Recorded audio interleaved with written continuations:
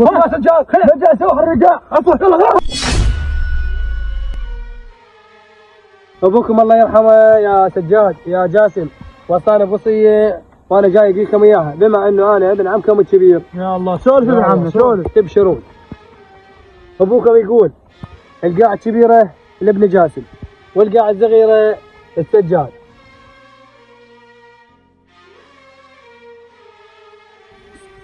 معين انت ابن عمي على عيني وعلى راسي، يعني هاي الوصيه ما ملعوب بيها. سجاد هاي حكي سجاد، وصية ابوكم هاي وهذا ابن عمك ما يكذب. انا رايح. ولد عمي ولا تهونون، هذا اخوي الصغير وابوي وصاني عليه وما عنده غيري. انا ما راح اخليه زعلان، راح اتبرع بالقاعه الكبيره له واخذ القاعه الصغيره. والله وكفو. جاسم انا ان شاء الله اول باله راح اصيحه واجي.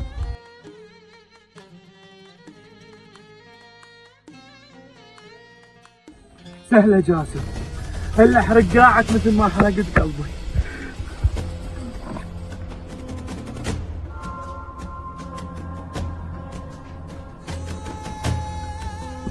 ها جاسم وسجاد، خبر هاي سجاد خلنا نروح اقلهم.